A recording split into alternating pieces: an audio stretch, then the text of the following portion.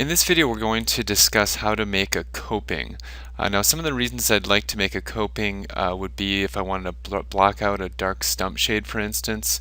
Oftentimes if I am doing a root canal tooth on tooth number 8 or 9 and it's really dark, I'll go ahead and create a coping out of Emax MO, the medium opacity lab block, and that will go ahead and block out the dark stump shade, and then we can go ahead and make an overlay or a veneering structure crown over the top of it to create the beautiful aesthetics. So we're going to do a couple different examples. In this first example we're just going to create a coping. So we're going to call it crown framework. Let's do it tooth number 8. The material we're going to use is Ivoclar Emax. Oftentimes I'll use the Emax MO block like I mentioned before. We'll go ahead and go to the model. Okay, one of the methods that we can do this is, let's say you have a dark root that you need to block out, but the margins itself aren't really dark. So the first thing that we can do is we can go ahead and we can actually draw the margins short of the actual margins. Okay, so I'm just going to kind of bisect the distance between the axial walls and the true margin. Create the insertion axis. Hit OK. We'll go into our framework parameters, and everything is clicked no, which means it's going to be the manufacturer's recommended parameters. I'm going to go and click on radial thickness. I want this to be 500 microns. Occlusal, same thing, which meaning I'm going to create a 5/10 of a millimeter coping. Margin thickness, again, probably a little bit lower. We'll go ahead and hit OK, and we'll get our proposal. Okay, so here's our nice little coping. Usually what I'll do in this scenario is you can spend all this time going ahead and using smooth tool and shape tool.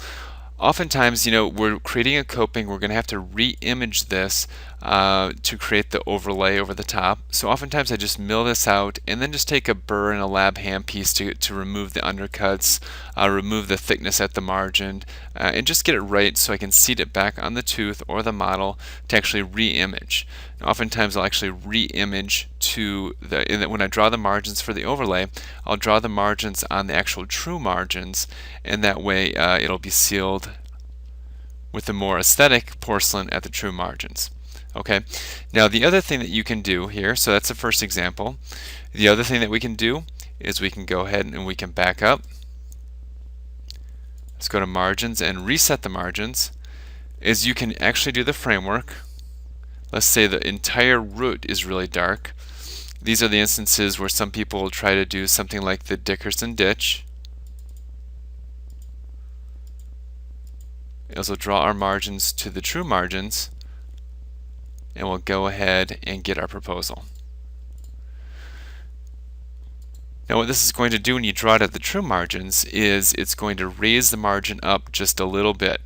Okay, so this is actually very helpful in the scenarios where let's say you remove that PFM on a central incisor and the previous dentist decided to put that margin subgingival by 3 or 4 millimeters. It's very difficult to bond. So in those scenarios I can actually create this coping. I created a margin that's actually raising the margin. So the nice thing about Emax is you actually can cement Emax on top of the tooth. You don't have to bond it, but we can actually bond to the actual framework. So we can use something from like Interface from Apex Dental Material that will actually bond to this Emax. So what we can do here is we're actually raising the margin, so we can cement this overlay that's subgingival. We raise the margin, and then we actually have to re-image this and create the overlay over the top. Again, you do have some tools to go ahead and adjust this framework, but in these instances I generally don't touch it. I just mill it out and remove the undercuts with a handpiece to go ahead and get it prepared to re-image. So this is one way that I'll block out dark stumps, by using the framework function of the inLAB software, and that's just creating a framework, blocking it out, removing the undercuts with a handpiece, and then re-imaging it for my final crown or veneering structure.